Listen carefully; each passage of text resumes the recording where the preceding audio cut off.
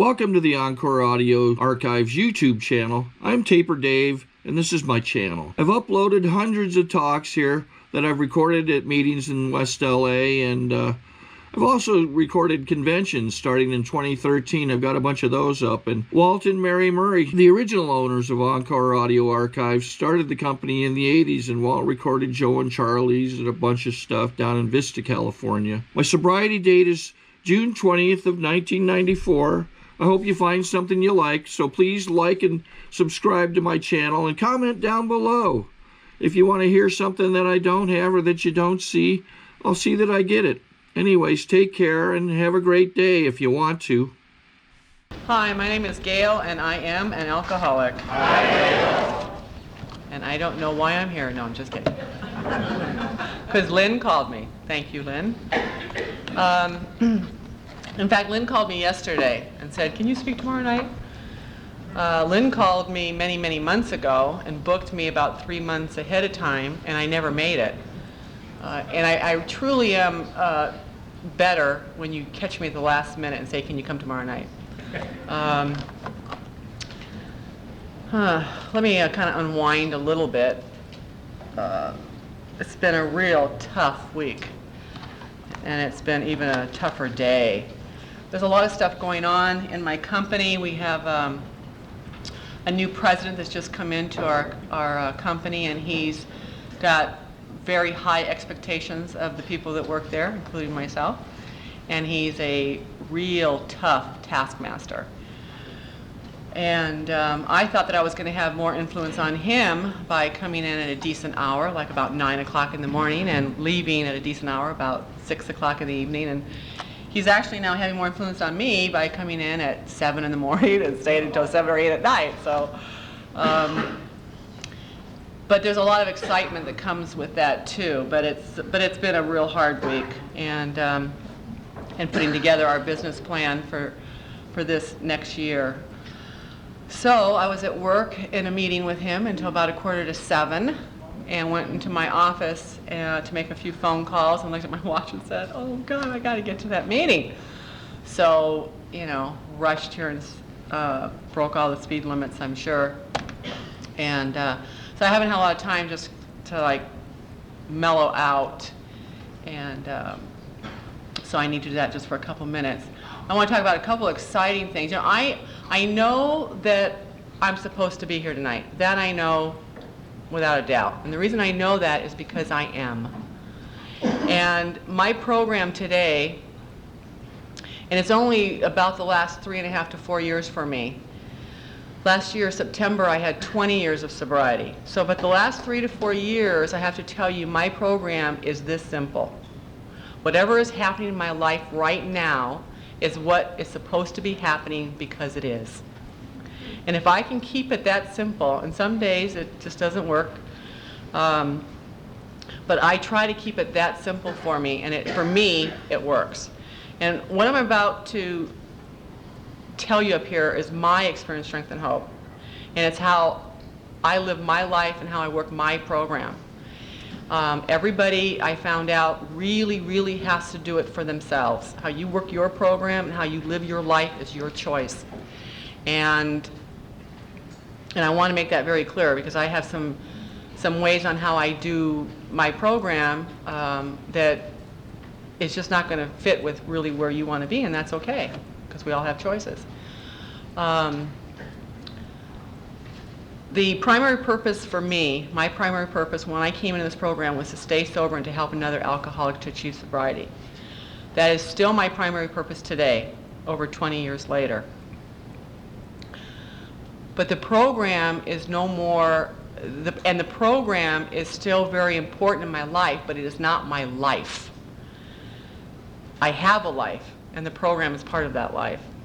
And the meetings is not my life. The meetings for many, many, many years was my life. I did not function outside of these rooms. I didn't function outside of AA parties or AA dances. I didn't do well at all. But when I was in the meetings, I was okay.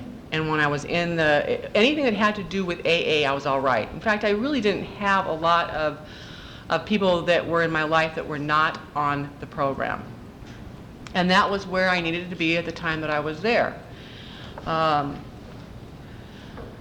I came into this program, and you know, qualifying myself as an alcoholic and telling you how I drank and how much I drank and all that, you just have to believe that I am an alcoholic. I would not be here tonight taking up my time or yours if I truly was not a recovering alcoholic. So you just have to believe that. I was a party girl. I did a lot of partying. I did a lot of being out in the streets.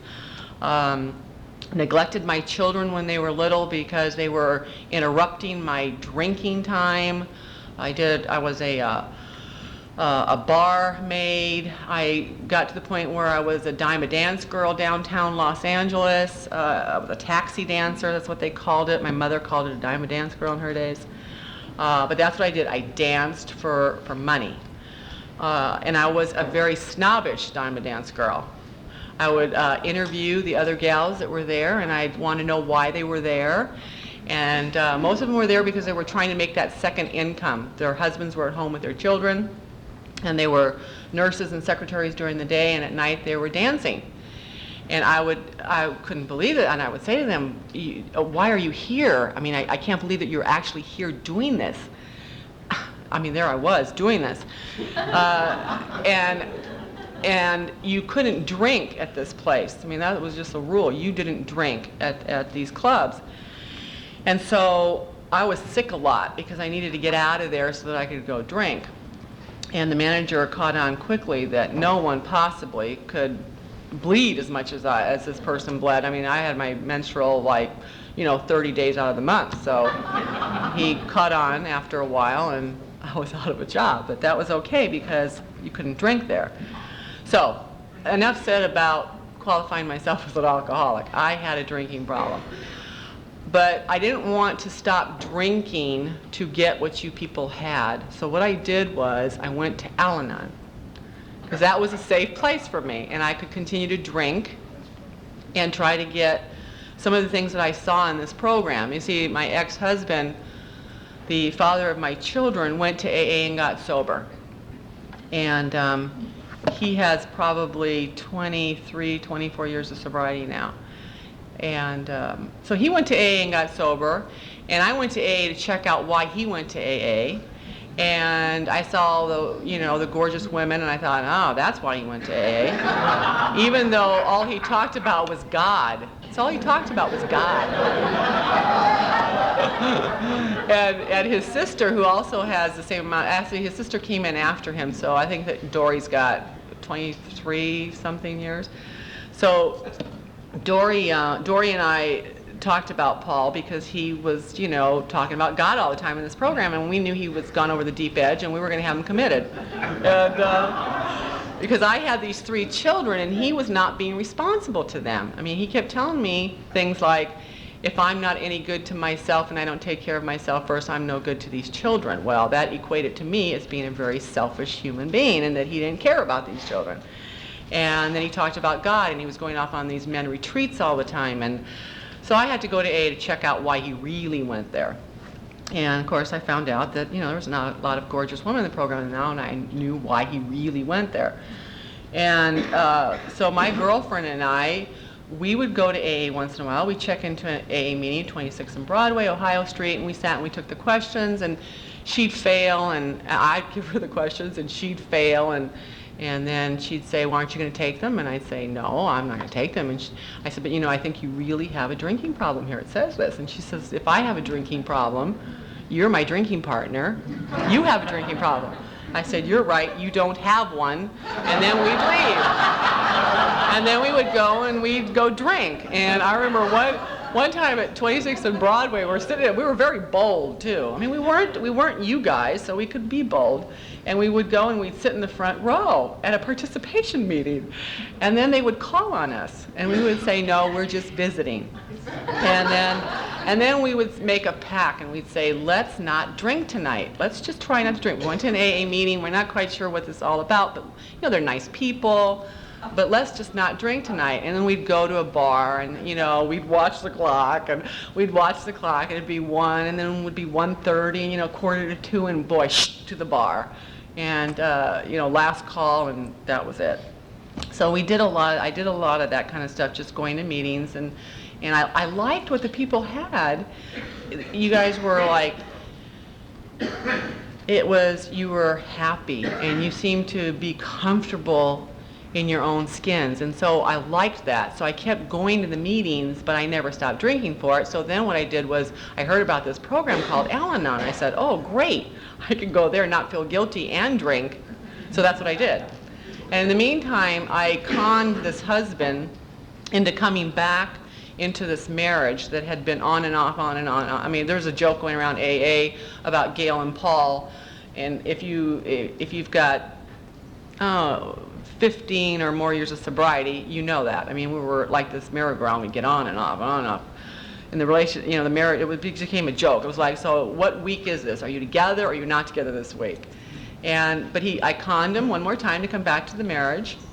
We had 2 children, and the marriage was bad when he left. The marriage never got any better, so we had another child. Why not? That's what you do when things are bad. You have more children.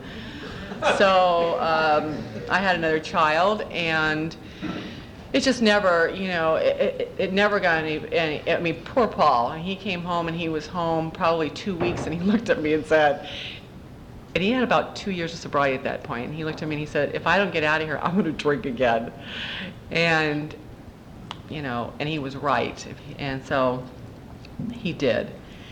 And what I did was, I had a choice. I was about 7 or 8 months pregnant with our daughter, and my drinking partner, see, the only reason I went back to Paul was because my drinking partner told me she was going back with her husband. So she went back with her husband, I went back with my husband. She called me up after I'd been with Paul a week and said, just kidding, I'm not going back with him. Well, I felt I had made the commitment, I was stuck, so I went back. And so here I am about 8 or 9 months pregnant, and I have had a total emotional and mental breakdown. And I'm sitting in this rocking chair, and I'm not capable of doing anything. Nothing. I'm capable of doing nothing. And I call Paul and I say, you have to go pick up the kids from school because I can't do it. Now, when Paul and I got back together, I tried to not drink. I didn't know that was my problem. So I tried not to drink. And I would wake him up in the middle of the night and say, I feel like there are things crawling on me. Or I feel like I'm going to scream. I have to just scream. And Paul didn't quite understand, even though he had a couple years of sobriety, what was going on with me, because I hid my drinking, so he didn't know that I had a problem. And he thought, she's pregnant, she's not like in her right mind. So here's the day, I'm in this rocking chair, and I just said, I can't do it, you'll have to go. And of course he, went and got the kids, and brought them home. And my choices, I felt, my drinking partner had called me and said she was going to Alaska to work as a barmaid. So I thought, well, I can do that. And I really seriously thought about going with her. I'm 8 months pregnant, and I'm going to go to Alaska to be a barmaid. It's not rational thinking. So instead what I did was I went to an Al-Anon meeting because I didn't know what else to do. So I went to an Al-Anon meeting. I spent the next 3.5 years in those Al-Anon meetings being extremely judgmental of other people that were sitting in there, other women, who, how dare they talk about their alcoholic husbands, because we were here to talk about ourselves and what we could do about ourselves and not the alcoholic. And one gal came in, Joanne, and Joanne was in both programs, and she came because she was having a problem with her recovering alcoholic husband. Boy, did I give her hell. I mean, I really told her like it is, and she better get off that pity pot. And now, I would leave those Al-Anon meetings and seriously want to commit suicide. That's how well I was at Al-Anon. But I gave out all this great advice to people. And right after this gal came in, and she kind of looked at me. She gave me that look like, your turn will come. And so my turn came. What happened was I was going to a lot of these Al-Anon meetings, and then I started going to AA meetings with the Al-Anon gals, and you go to these big Brentwood meetings, and us Al-Anons were looking for, we already had the drinking alcoholic husbands. Now we're single, and we're in Al-Anon, and we're looking for you sober alcoholic husbands.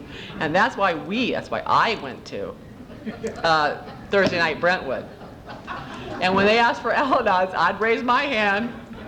So I continued drinking, hiding it all the time, and went to this Al-Anon meeting one night, and Norm A. was up there, and Norm was talking, and Norm got my attention. Norm said, of course I had just been out drinking, you see, a couple hours earlier. I came into the meeting, chewing on gum, hoping that Yvonne, my Al-Anon sponsor, would not pick up on it. And Norm said, because I believed with 3.5 years of sobriety, and my father was a fallen down drunk, fallen down, facing the food drunk. That's how I was raised.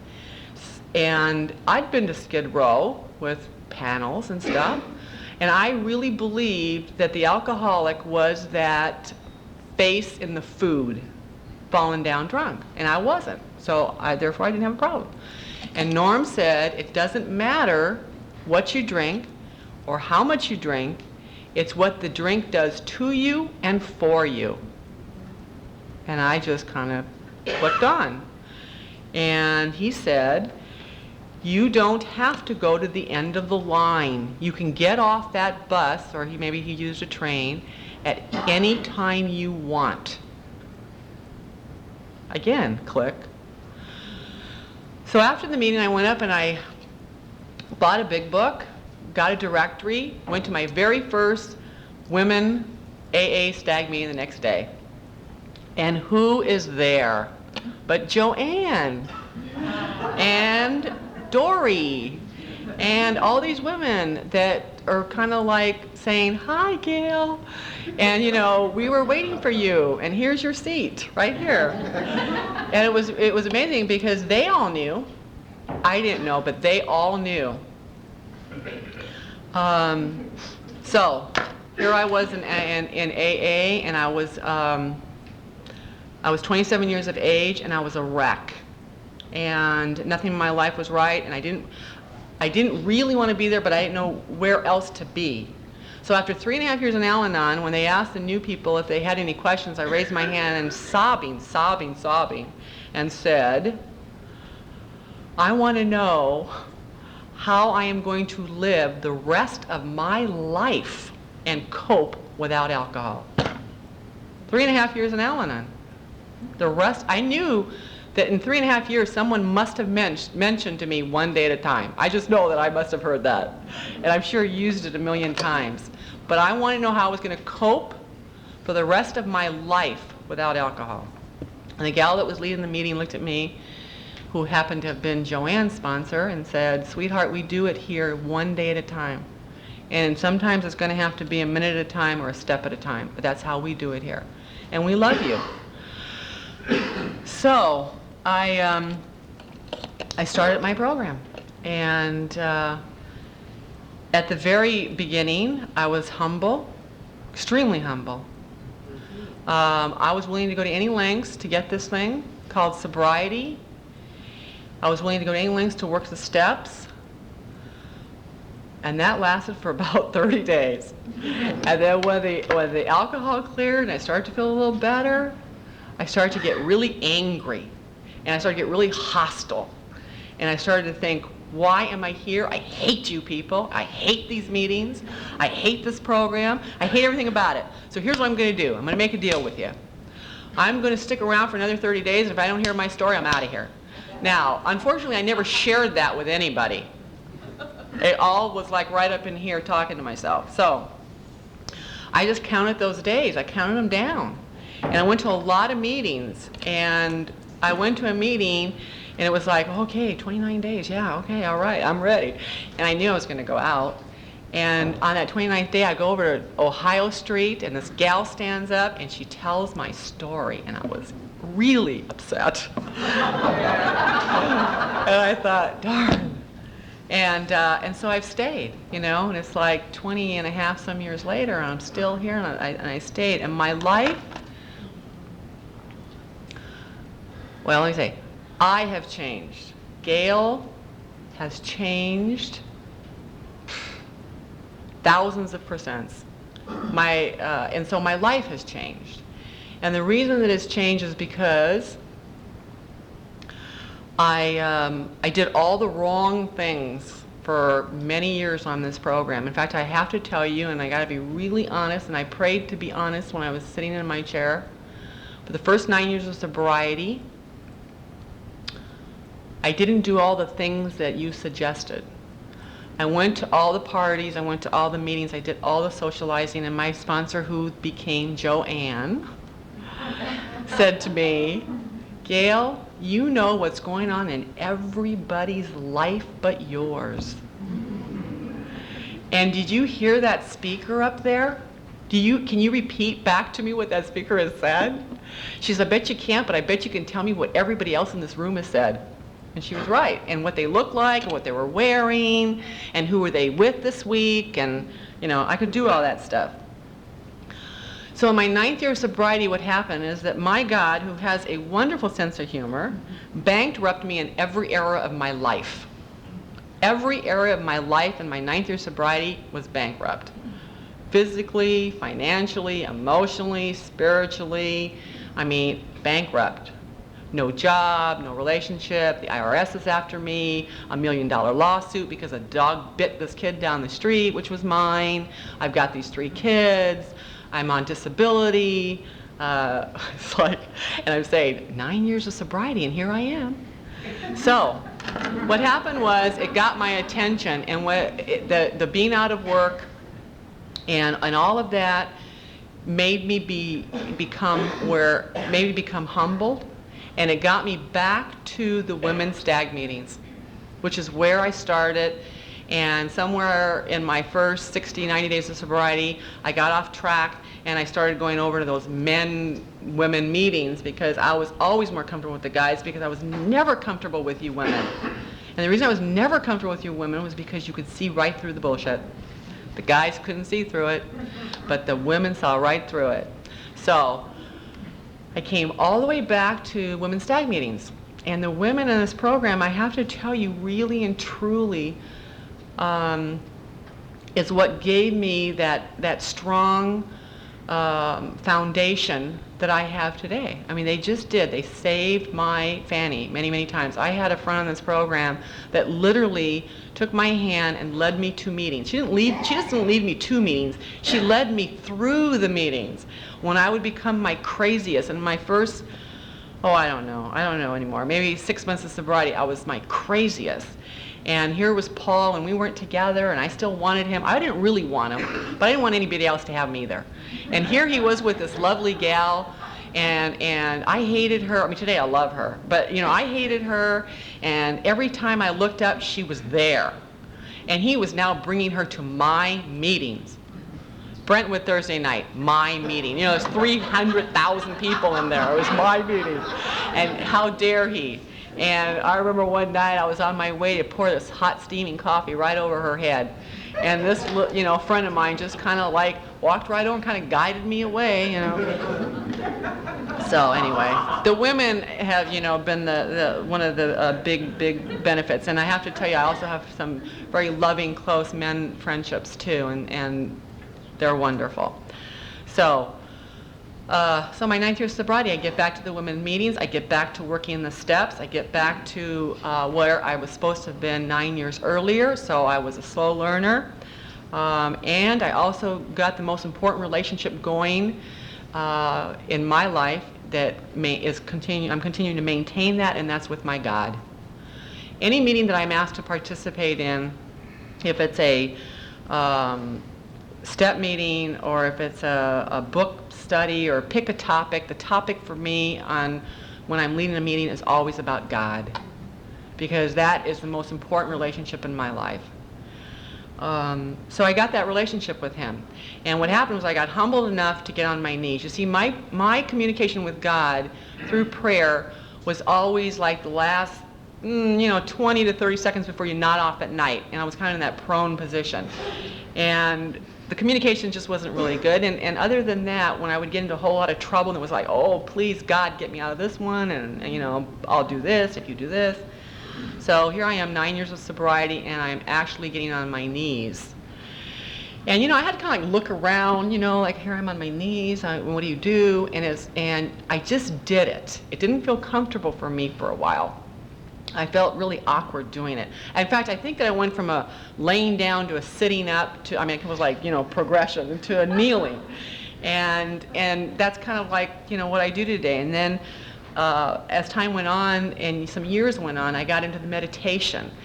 And so prayer and meditation is what works in my life today. It's just so important to have it. And when I can do it, and there's been times in my life when I've gone through great pain, a lot of loss in my life, passing of my dad last year, and my grandmother a couple years ago. So that was very painful. And when that happened, I have to tell you, I pulled away. I pulled away from God. I couldn't get on my knees. And when I did, I just kneeled there. Nothing was coming out because I was angry. I was really angry. And I talked to people about it, and they said, you just keep doing it, and you just keep trying, you just keep making the effort, and the connection will come. And it did. I mean, finally the connection came, and finally I was able to reconcile with the idea that this wasn't a bad thing that these people were gone. I mean, I missed them, that was the bad thing, but it was time for them to move on. But the loss is always painful. I don't care how they move on or why they move on, the loss is painful. And I had to go through that grieving process. And truly, if you hear it, I'm sure you will hear it if you haven't, when they say to you that it's not God that moves away, it's us. Absolutely true. And I knew that when it was happening that God had not abandoned me. I had left him. And so anyway, we have a wonderful relationship, and he has brought such wonderful things into my life. I'm a grandmother today. I have 2 grandbabies. One's 9.5 months old, a baby girl that my son had. Well, he had some help with that. And my daughter had a son who's 5 months old. And you know, if you are a grandmother, I don't have to explain to you the joy that these children have brought in my life. And if you're not a grandmother, I couldn't explain to you the joy that these children bring into your life. It's just a whole different relationship than I have with my children. And I have a wonderful, loving relationship with my children today. We're really good friends, you know, and we try really hard to work those relationships, because relationships for me don't come easy, and I don't care if it's with that one guy that's in your life or that one gal that's in your life, your children, you know, friends, parents. Another big change that's happened in my life this year is that my mom came to live with me. And I have to tell you, it's like, I knew that I was never ever going to go home again. Once I got out of that house, I knew I was never ever going to go home again. But I never thought that she would come home, you know, like, you know, she's here. And it's so fun to have my mom. I can hardly wait to, you know, get home from work and see what she's got for dinner, or you know, like lay in her bed with her and we talk for a few minutes, or she just tells me about her day, and it's great. My mom happens to be an extremely independent woman of 73 years old. She drives everywhere, and she calls herself the road runner of Gardena, and she like loves the tracks in Vegas, and so, you know, she's great. I mean, she gets on the floor and plays with these little babies and takes care of them all day long, and I don't know how she does it. And she's got so it's good. It's great that she's there. I feel good about it.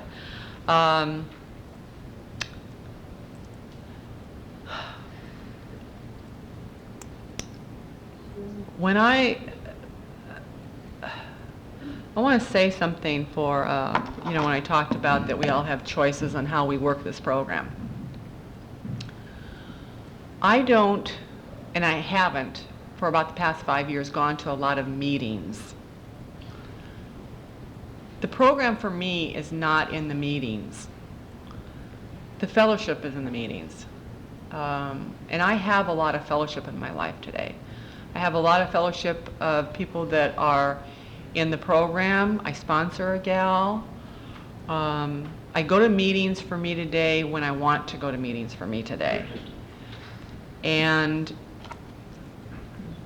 I work this program, and more importantly for me, I have that relationship with my God. I am always on call to help out another alcoholic for them to achieve sobriety, always. And I will work with people, and I will participate in meetings, and I will come and I will speak in meetings. But the meetings for me used to be a crippler. They were a crippler for me because I didn't know how to function in the outside world. I just didn't know how to do it. And I didn't feel safe or comfortable. And actually people and the women in these rooms, in rooms like this, helped me to go out there and get a life and to feel comfortable in the life that I've chosen to live today. And Dory taught me something really important when I came into this meeting. Of course, when she first said it to me, I thought, oh, right. I came in, and after I was here for a while, I did a lot of complaining about all the things that I didn't have. And I would hear people get up to the podium and they would talk about how grateful they were, and they would talk about all the things that they had in their life. Well, I thought, well, yeah, I could be grateful too if I had all those things. And I would tell Dory, and she'd say to me, Gayle, stop complaining and whining about the things that you don't have and start looking at the things that you do have. And what you've got is all you're going to get. And this is it. Because I kept looking for this bigger it. And she'd say, this is it. Dory also taught me about not to complain about the broken fingernail. I mean, I don't know about you gals, but there was a time in my life when my fingernails were just about one of the most important things in my life, And if a guy broke them, I wouldn't talk to him for hours, sometimes days, if they broke these fingernails. And Dory would talk about the broken fingernail syndrome, and she'd say, Gayle, one of these days there's going to be more important things that are going to be going on in your life that you're going to deal with than that broken fingernail. And so she taught me not to cry over the broken fingernail. And so in my life today, it's not the broken fingernail anymore. It's the things that happened in my life that I used to think that were so traumatic, and I would create such drama over it. And I would talk to other women in the program, and we would analyze it and tear it apart, and we would chew on it, and then everybody would have their opinion on it, and then we would talk about it again. It's kind of like, ew. And I have to tell you, I have no patience or time in my life today to talk to anybody about broken fingernails. And the reason I say that is because I've been around a long time, I have seen many, many of my friends in this program who have had long terms of sobriety, not such long terms of sobriety, die of a disease other than alcoholism with such grace and dignity that I don't have time for it anymore, I have a friend right now who's got cancer. In fact, I have several friends who have cancer, but I've got this gal right now who's got cancer. And she's not quite sure about how long she's got. Nobody knows. And so when I see what she's going through compared to what other people are complaining about, I don't have the right job, I don't have the right guy in my life, I don't have the right this, I don't have the right that. It's kind of like, get off of it, get over it, go help the person that, if you go take your time and spend it down at a nursing home. I had to unfortunately spend a lot of time there because of my grandmother. She was 94 when she passed. She was in that place for 4 years, and I spent a lot of time in those places.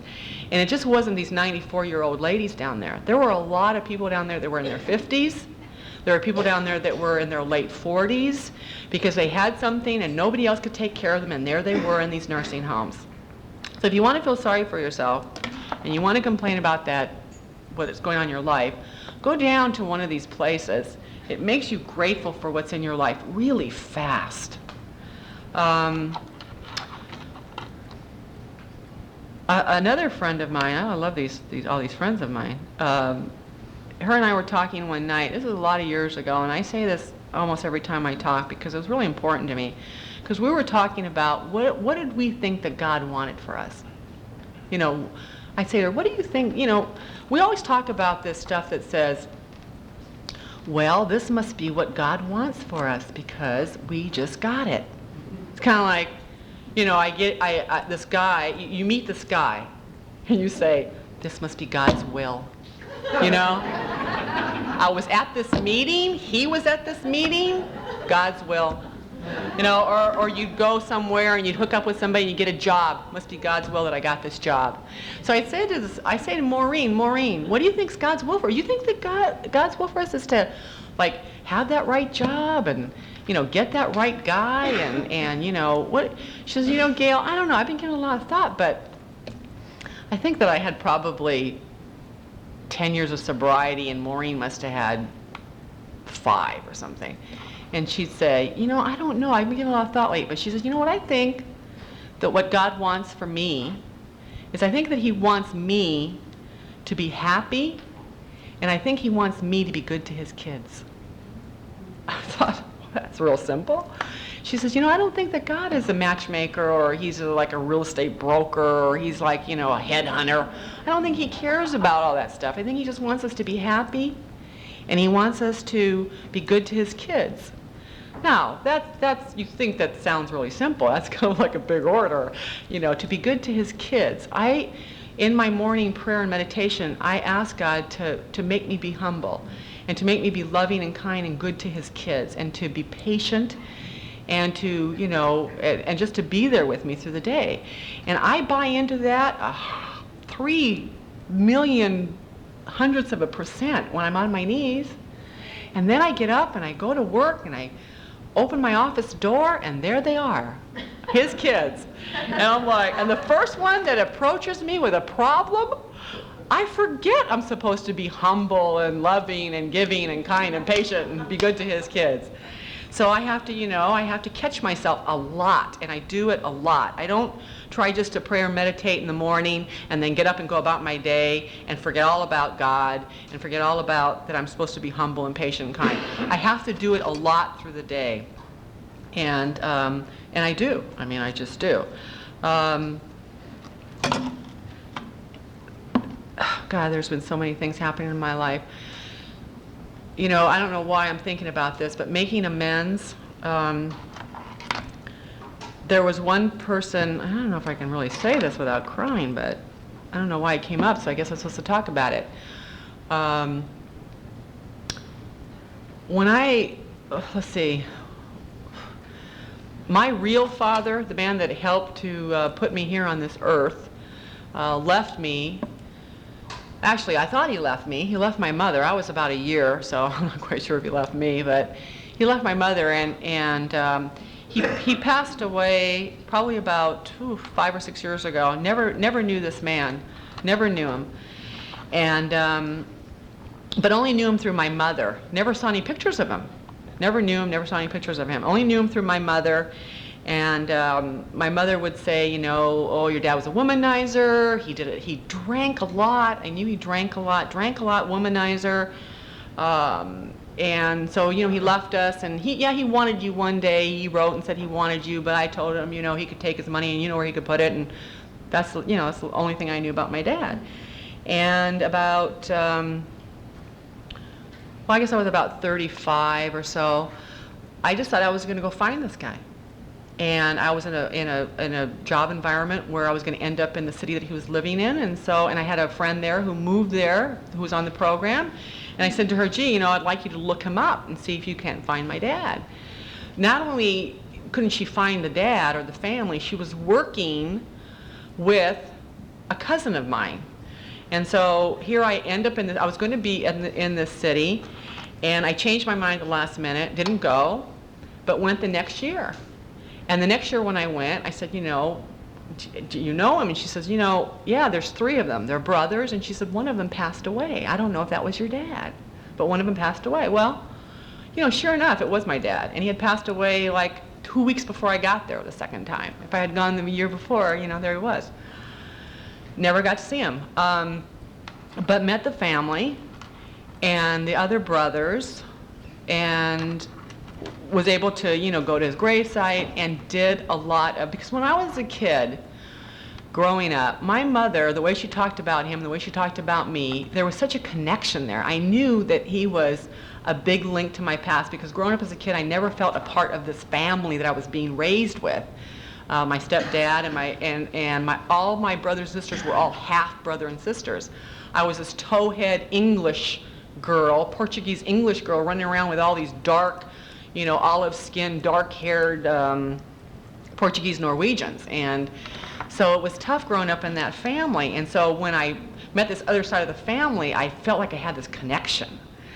And the only thing that I wanted to talk to him, but he was gone, and I wanted to tell him, that I was angry at him because he left me when I was a kid.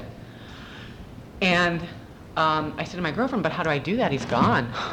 And she said, you go to his gravesite and you just have a conversation. And so I did. I went to his gravesite and I had this conversation. It was great. And I cried and I cried and I cried. And I told him about how I felt, and I got it all out. And it was good. And I would never have done that without this program. I never would have done that. I was never been able to go and do something like that. And I was able to meet, cousins and other uncles. One of them who turned out to be a real tough kind of a guy. And you know what? I identified with him too, because he was just this real cocky kind of a person, and he wanted to know. They were living in Virginia. He wanted to know. He told somebody on the phone. He said, "Who is this California person that's coming out here and thinking that she's part of our family?"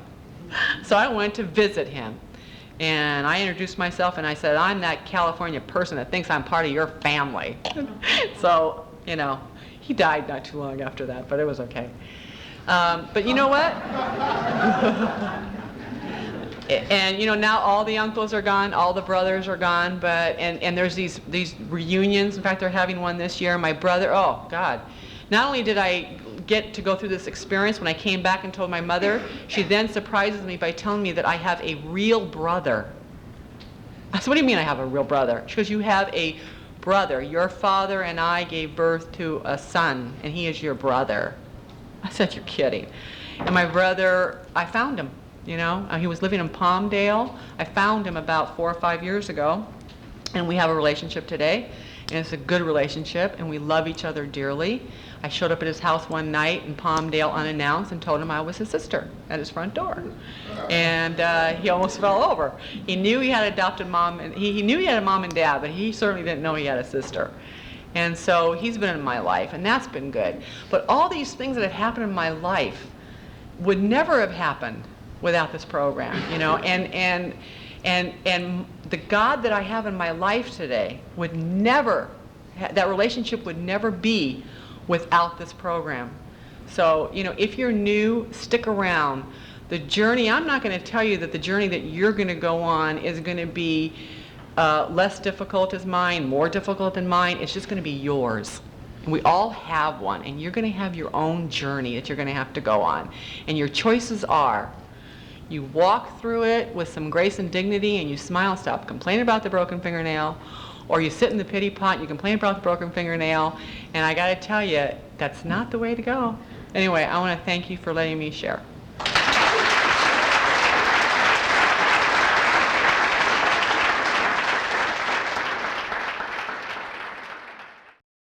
Sorry to interrupt your viewing. Taper Dave here. Just wanted to take a second to ask you to like and subscribe to my channel. And let me know if you like what you're listening. I've got some very good talks here, and this one's a great one. Just curious, do you think this is better than Zoom? Tell me what you think.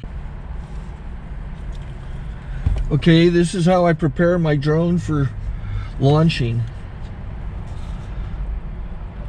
I like to do it inside the cab of my truck so I'm not standing outside in the weather. To install the joysticks for control, up and down, right and left, powered on. I have an Android phone that I use to connect it to the drone with. And it's actually controlled through the iPhone, through an app. Oops. Wrong way.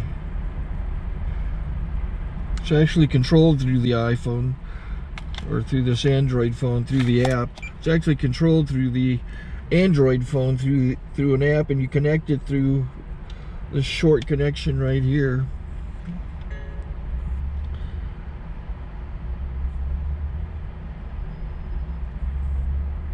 Remote control connected. Remote control's connected. So I pull out the drone. I have to extend the legs. Long legs extended first, then the short legs. Remove the gimbal protector. Set that aside, then power it on one short burst, then one long burst. I lay it down. So I have to go to calibrate. So the drone's not connected yet. It shows you here as this drone gets disconnected, even though the remote's powered on. So the drone has to establish it's connected. So I go into the app to calibration mode. First I'll calibrate the remote controller. Start calibration. Out, in, oop, out, in, up, down, and then this little wheel is to control the gimbal. So it's calibrated. Go to gimbal calibration, start calibration, and then it calibrates the gimbal. I don't know if that shows up. The gimbal's moving all over the place. Changes, you can see it on the video. And I'm calibrated to take off. It's acquired 7 satellites at the moment. There are 26 satellites up in the sky, which it has to acquire before you can take off. So it's connected. It's got enough satellites. This is white. I can go to press this little arrow button, swipe right to take off, and it would start the motors if I slid this to the right. But I'll wait till I get outside. Don't want to do it inside.